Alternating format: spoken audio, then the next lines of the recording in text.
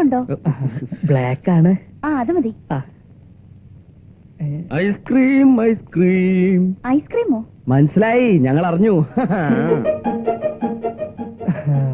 Beach beach. ബീച്ചോ? എന്തായി പറയണേ? ബീച്ച് ഞങ്ങളോട് മാത്രമെല്ലാം പറഞ്ഞു. ക്ലോസ് ഫ്രണ്ട്സ് ആണേ.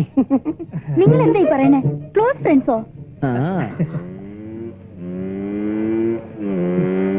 പൂച്ച പാല് കുടിച്ചത് ആരും അറിഞ്ഞില്ലെന്നാ ഭാവം. പഠിച്ച കള്ളിയാ. ബൈക്ക് സാറ് വരുന്നുണ്ട്, മൈൻഡ് ചെയ്യരുത്, വെയിറ്റ് ഇട്ടിരിക്കണം. പിന്നെ അല്ലാതെ ഇവനൊക്കെ ആര് മൈൻഡ് ചെയ്യുന്നു? ഹലോ, എന്താ പേര് പറഞ്ഞത്? മുമ്പേ പറഞ്ഞാണല്ലോ, MC Prakashan, Kunju. Yes mister Kunju, ഒരു നമ്പർ ഡയൽ ചെയ്യൂ. 777. സോറി, സ്വല്പം ബിസിയാണ്, ട്രൈ ചെയ്തോളൂ. മിസ്റ്റർ പ്രകാശ്, നിങ്ങളൊന്ന് ട്രൈ ചെയ്യൂ. ഈ വിരലെടുത്ത് ഹോളിലിട്ടൊന്ന് കറക്കിയാ മതി. 777-477.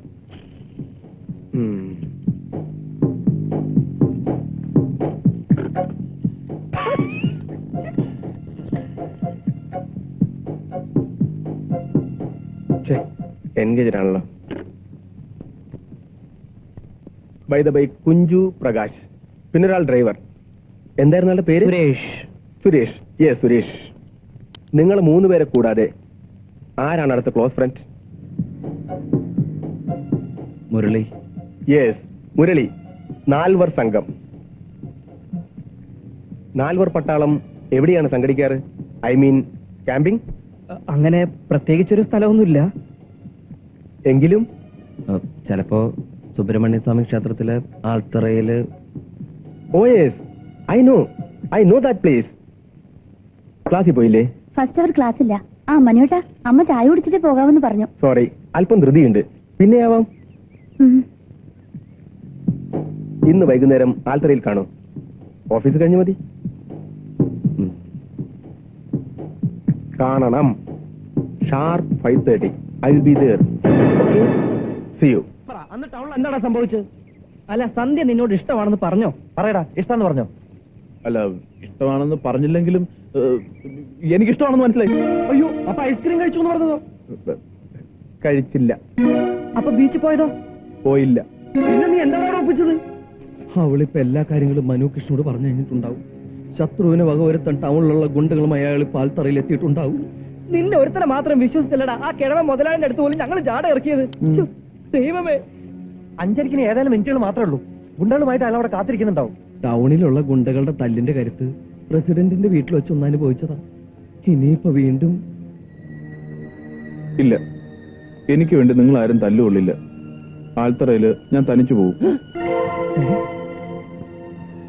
ഞാനായിട്ടുണ്ടാക്കിയ പ്രശ്നമല്ലേ, അത് ഞാനായിട്ട് തന്നെ തീർത്തോളാം.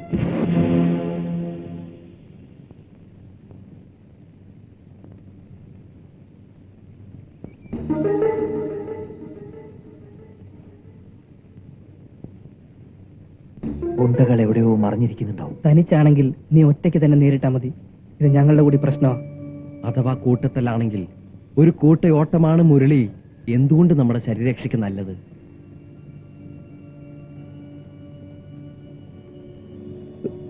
എന്റെ ഈശ്വര, ദൈവമേ, വെടിമരുന്നിന് തീ കൊടുക്കാനാണല്ലോ പോകുന്നത്. പൊട്ടുവോ? ഞാൻ മുരളി. ഹലോ, എവിടെ നിങ്ങളുടെ സുഹൃത്തുക്കൾ?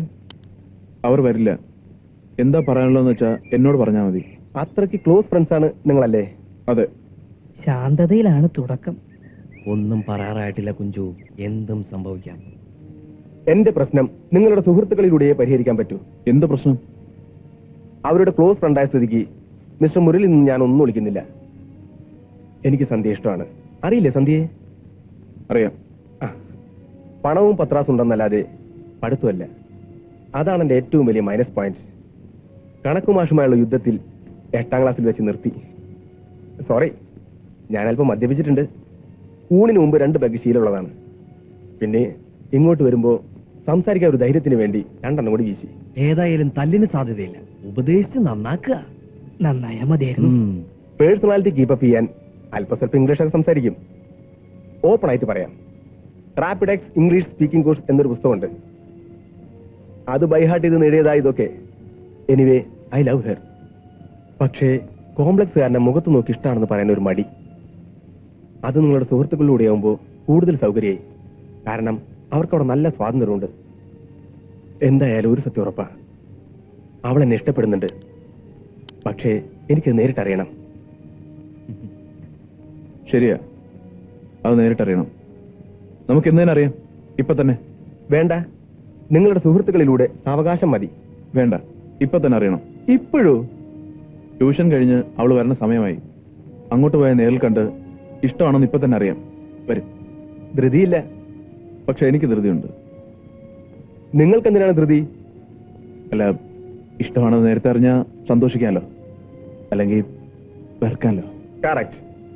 എനിവേ, ഇഷ്ടമാണെന്ന് അവളൊന്ന് മൂളി കിട്ടിയാൽ ആർഭാടത്തോടെ ഉടനെ കല്യാണം. കമോൺ.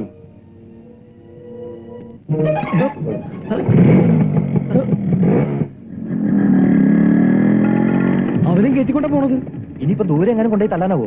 അതിനും സാധ്യതയുണ്ട്. വാടാ.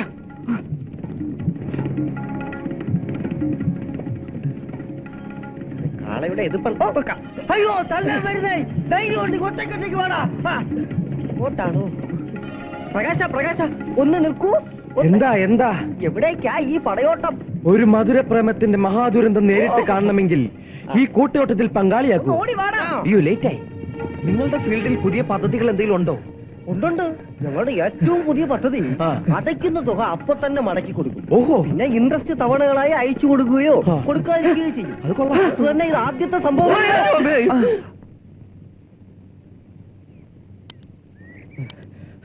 ഒന്നും സംഭവിച്ചിട്ടില്ല. പക്ഷെ പലതും സംഭവിക്കാൻ സാധ്യതയുണ്ട്. അതാ സന്ധി വരുന്നടാ. എവിടെ?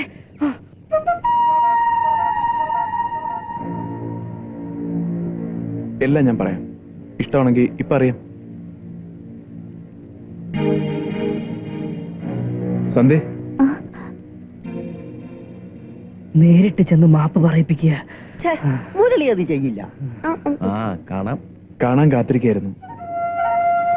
ഇഷ്ടമാണോന്ന് അറിയണത്രേ അയാൾക്ക്.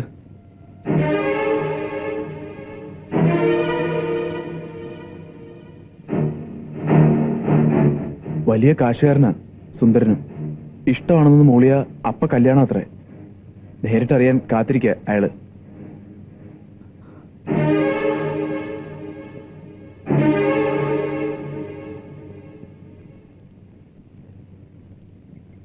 ഗാഢമായ ഒരു ആലിംഗനം പ്രതീക്ഷിക്കാം. ഒന്നുമില്ലെങ്കിൽ ഒരു സ്വീറ്റ് കിസ്സെങ്കിലും.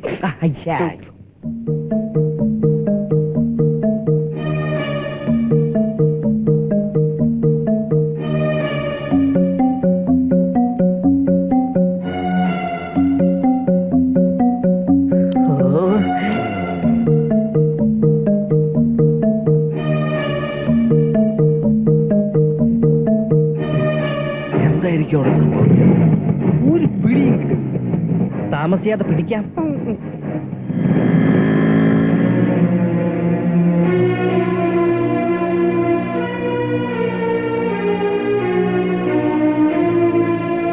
ഒന്നിങ്ങ് വന്നേ.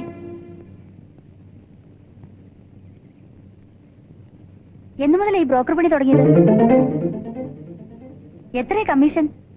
തുക അറിഞ്ഞാൽ എനിക്കും ഉണ്ടായിരുന്ന ഒരു കാര്യം ഏൽപ്പിക്കാൻ. 9ാം ക്ലാസ്സിൽ പഠിക്കുമ്പോ ഒരു പൂവാലച്ചക്കൻ കത്തയച്ചിരുന്നു. മറുപടി ഇതുവരെ കൊടുക്കാൻ പറ്റിയില്ല. എനിക്കിഷ്ടാ, ഒരുപാട് ഇഷ്ടാ.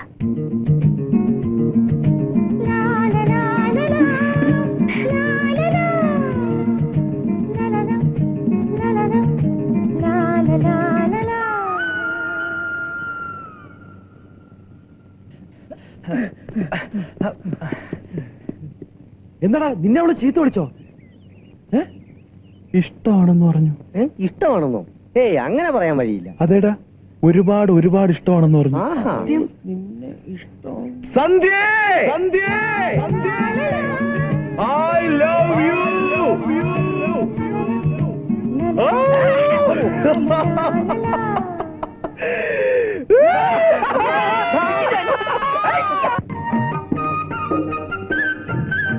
നീ ഇതെവിടെ പോയി? ഇതെന്താണ് കയ്യില് ഫയലും രേഖകളും ഒക്കെ? ഇനിയിപ്പോ പഴയതുപോലെ കറങ്ങി നടക്കാനൊന്നും പറ്റില്ലല്ലോ. ഉത്തരവാദിത്തങ്ങളൊക്കെ ആയില്ലേ താത്ത? എന്താ ഭാര്യ പ്രസവിച്ചോ? താനിപ്പോ അല്പൻ അർത്ഥം കിട്ടിയ പോലെ. പാവം കോവാലം മോലാളി. മോളുടെ മനസ്സടിച്ചു മാറ്റിയവരെ ഇതുവരെ അറിഞ്ഞിട്ടില്ല. ഇനി അറിഞ്ഞാലുള്ള ഭൂകമ്പം ഓർക്കുമ്പോഴാ. ഒരു കാര്യം എനിക്ക് ഉറപ്പാ, പവിത്രമായ ഈ ബന്ധം കെട്ടിൽ അവസാനിക്കും. പക്ഷേ താലികെട്ടിലല്ലെന്ന് മാത്രം. പിന്നെ വേറൊരു കെട്ട്, ആൽത്തറക്കെട്ട്. നമ്മളന്ന് കോഴി മോട്ടിക്കാൻ ചെന്ന് പിടിക്കപ്പെട്ടപ്പോ നമ്മളന്ന് കെട്ടിയിട്ടില്ലേ, അതുപോലെ അതേ ആൽത്തറയിൽ വീണ്ടും ഒരു മഹാദുരന്തം കൂടെ സംഭവിക്കാൻ പോകുന്നടാ. എന്നെ സംബന്ധിച്ചിടത്തോളം ഇനി എന്ത് പ്രതിബന്ധങ്ങളും എനിക്കൊരു പ്രശ്നമല്ല. കാറ്റിന്റെ നിഴലും പെണ്ണിന്റെ മനസ്സും പുരുഷന്റെ ഭാഗ്യവും ആർക്കും തിട്ടപ്പെടുത്താൻ പറ്റില്ലെന്നാ ചൊല്ല്. അത് നിന്റെ കാര്യത്തിൽ 100% ശരിയാ. എത്ര ഈസി ആയിട്ടാ നീ ഞങ്ങളുടെയൊക്കെ ബോസായത്. ബോസും മണ്ണാങ്കട്ടൊന്നും എനിക്കാവണ്ട. സ്വത്തും പണവും കണ്ടിട്ടൊന്നുമല്ല ഞാൻ അവളെ സ്നേഹിച്ചത്. ഗോപാലൻ മുതലാളിയുടെ സീമന്തപുത്രിയെ പെണ്ണ് കെട്ടുന്നവൻ ഒരു നിസാരക്കാരനാകരുത് എന്നെനിക്ക് നിർബന്ധമുണ്ട്. സത്യത്തിൽ സ്വന്തമായ ചില പദ്ധതികളൊക്കെ ഞാൻ പ്ലാൻ ചെയ്തിട്ടുണ്ട്. എന്ത് പദ്ധതി? ഇത് കണ്ടോ, പ്രോജക്ട് റിപ്പോർട്ട്. പദ്ധതിയുടെ പ്രാരംഭ പ്രവർത്തനത്തിലാണ് ഞാനിപ്പോൾ. നീ കാര്യം എന്താന്ന് പറയണ? ഒരു പോൾട്രി ഫാം. അയ്യേ, കോഴി വളർത്തൽ കേന്ദ്രോ? എന്താ ഇഷ്ടമില്ല? നിനക്ക് വേറെ ഒരു പണിയും കിട്ടിയില്ലേ? വല്ല കമ്പ്യൂട്ടർ കോഴ്സ് തുടങ്ങേണ്ടതിന് വരെ കോഴി വളർത്തൽ കേന്ദ്രം. കോഴിന്ന് കേൾക്കുമ്പോ തന്നെ പേടിയാവുക. നീ ഇപ്പൊ അതിനെ ഒന്നായിട്ട് കൂട്ടിലാക്കാൻ പോവാ. എന്തൊരു വിരോധാഭാസം. ഇനിയിപ്പോ എന്തായാലും ഞാൻ തീരുമാനിച്ചു കഴിഞ്ഞു. ഏതായാലും തീരുമാനിച്ച സ്ഥിതിക്ക് ഞങ്ങൾ സ്നേഹപൂർവ്വം ആശംസിക്കുന്നു. നീ കോഴിക്കൃഷി നടത്തി ഭാവിയിൽ വലിയൊരു കോഴി മുതലാളിയായി തീരട്ടെ. അങ്ങനെ നാട്ടുകാർക്കിടയിൽ നീ കോഴിമുരളി എന്നറിയപ്പെടട്ടെ. ആശംസകൾ. വൃത്തിയട്ടവനെ.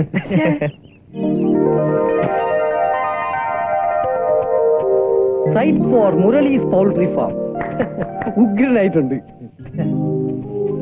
ഇനി എന്താ വേണ്ടേ? ഇനി ഒരു 50,000 രൂപയെങ്കിലും നെറ്റ് ക്യാഷ് കൈ വേണം. ബാക്കിയെല്ലാം ഓക്കെ. ഇന്നത്തെ കാലത്ത് 50 മണീസ് ഒക്കെ ഒരു പ്രശ്നമാണോ? എന്താ തരപ്പെടുത്താൻ പറ്റുമോ? സോറി, ഞാൻ അല്പം ടൈറ്റാണ്. എപ്പോഴാ ലൂസ് ആവുക?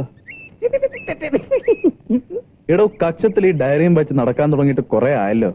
അല്ല, തനിക്കൊരു മാസം എന്ത് കിട്ടും?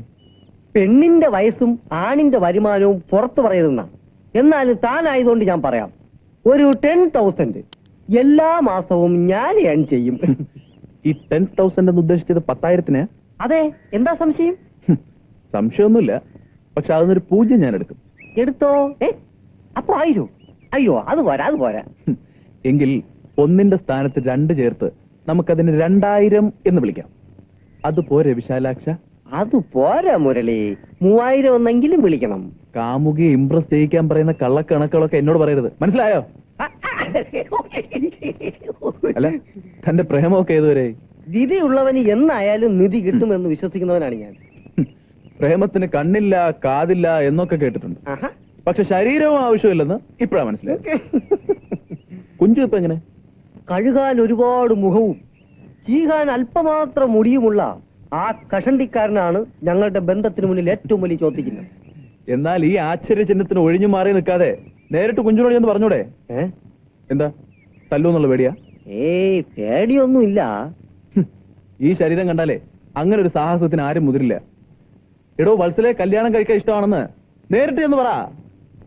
കാമുകിക്ക് ഭാര്യയാവാൻ സമ്മതം, പക്ഷെ ആങ്ങളേക്ക് അളിയനാവാൻ വയ്യ. ആ സമ്പ്രദായം ശരിയല്ലല്ലോ. ഇതിന്റെ പേരിൽ എന്തൊക്കെ സംഭവിച്ചാലും ഞാൻ നേരിട്ട് എന്ന് ഏറ്റുമുട്ടാൻ തന്നെ തീരുമാനിച്ചു. ആഹാ, കണ്ട തെണ്ടികളോടൊന്നും ഞാൻ സംസാരിക്കാറില്ല. ഞാൻ സംസാരിക്കാറുണ്ട്. അതുകൊണ്ടാണല്ലോ ഇങ്ങോട്ട് പോകുന്നത്. എന്റെ പെങ്ങളെ പെണ്ണ് ചോദിക്കാൻ നിനക്കെന്താ ഭ്രാന്തുണ്ടോ? എന്താ, ഭ്രാന്തന്മാർക്ക് മാത്രമേ പെങ്ങളെ കൊടുക്കോളുന്നുണ്ടോ? പെണ്ണന്വേഷിച്ച് വന്നിരിക്കുന്ന ഒരു മാന്യൻ. എടാ, നീയും കഴുതയും തമ്മിൽ എന്ത് വ്യത്യാസമാണ് ഉള്ളേ? നീ ഞാനും തമ്മിലുള്ള വ്യത്യാസം അത് തന്നെ. പോടാപ്പുറത്ത്. പോകാം, പക്ഷെ ഒരു കാര്യം, എന്റെ കൊക്കിൽ ജീവനുണ്ടെങ്കിൽ ഞാൻ നിന്റെ പെങ്ങളെ കെട്ടിയിരിക്കും. അന്ന് ഞാൻ നിന്നെ തട്ടുവിടാ കൊക്കെ. ആഹാ, ഒന്നുകിൽ ഞാൻ നിന്റെ പെങ്ങളുടെ ഭർത്താവ്, അല്ലെങ്കിൽ നിന്റെ കൊലയാളി. സൂക്ഷിച്ചോളൂ. നീർക്കോലി. എന്തെങ്കിലും ഒന്ന് സംഭവിക്കാൻ സാധ്യതയുണ്ട്. ഒരു നീർക്കോലി മതി അത്താഴം മുടക്കാൻ. പേടിക്കണ്ട, നിന്നെ തട്ടില്ല. പക്ഷെ അവൻ നിന്റെ പെങ്ങളെ കെട്ടും. അങ്ങനെ സംഭവിച്ചാ എന്ത് ചെയ്യും? ഞാൻ ആത്മഹത്യ ചെയ്യേണ്ടി വരും. എന്നാ പിന്നെ അതാ നല്ലത്. വല്ല പ്യൂണിന്റെ പോസ്റ്റ് ആയാലും ശരി, എന്താ കൈക്കൂലി കൊടുക്കണ്ടെന്ന് വെച്ചാ PF ലോൺ എടുത്തിട്ടായാലും ഞാൻ തരാം. അല്ലാതെ ഈ ഒരു കാര്യത്തിന് എന്റെ അടുത്തുനിന്ന് നായ പൈസ പോലും കിട്ടില്ല. അമ്മ കരുതും പോലല്ല ഈ പോൾട്രി ഫാം എന്ന് വെച്ചാ. എനിക്ക് കേക്കണ്ട. വടക്കേപ്പറമ്പിൽ നാട്ടിയ ബോർഡ് കാണുമ്പോഴേ ആൾക്കാർ ചിരിക്കുക. Murali's poultry farm. മറ്റൊരു തൊഴിലും കണ്ടില്ലേ നീ? വാശിയുടെ കാര്യത്തില് അച്ഛന്റെ മോനാണ് ഞാനെന്ന് അമ്മയ്ക്ക് അറിയാമല്ലോ. വാശി മാത്രമല്ല, ശീലക്കേട് മുഴുവനും അച്ഛന്റെ കിട്ടിയിരിക്കുക. എന്ന് ആ അച്ഛന്റെ മോന്റെ ഒരു പ്രവചനം കൂടെ കേട്ടോളൂ.